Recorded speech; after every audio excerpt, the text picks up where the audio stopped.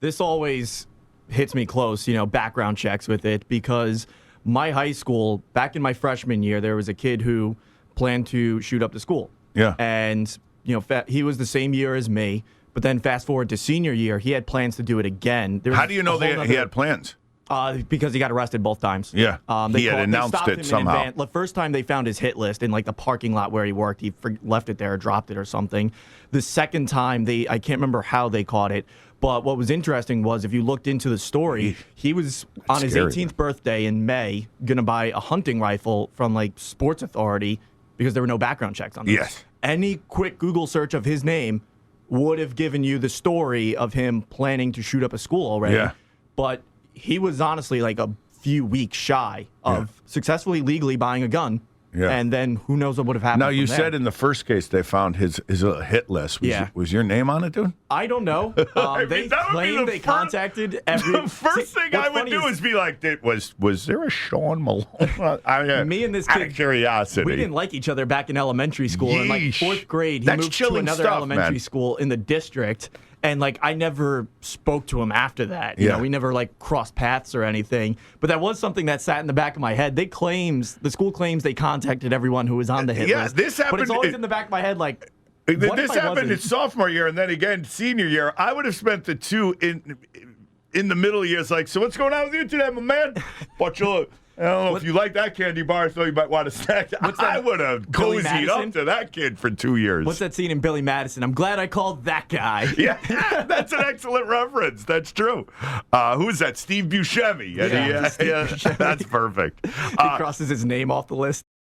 I don't know what exactly goes into their training, but my dad's a former New York City fireman. And no kidding. He made it all the way up to captain. So I would talk to him about his tests that were coming up, and you learn every specific kind of detail. These tests, you have to study for them 7 months in advance. I imagine there's some extended training and extended test you have to take before you just go out in California, because it's totally different, fighting a fire in a field, in a building, a high-rise building versus a whole forest fire.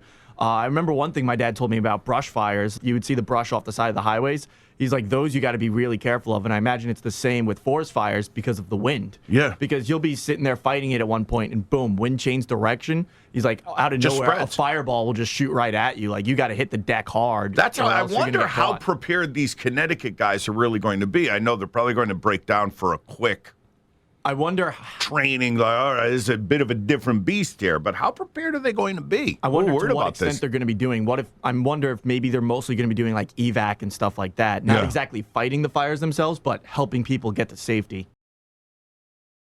San Diego is still the premier Comic-Con. I want to go to that at some point. So do I, dude. Because we were talking about this earlier in the week. My big thing is, seeing the movie trailers that come out. I love that stuff. Yeah. I mean, you mentioned the Iron Man movie. I want to go back even further. That helped my generation out. The first Spider-Man movie. I think that really took off the comic book movies. Yeah. I don't even feel that holds up that well, though. But absolutely. I mean, did it best Titanic at the box office? It was a surprise. Mm-hmm. It took the world by storm in the sense.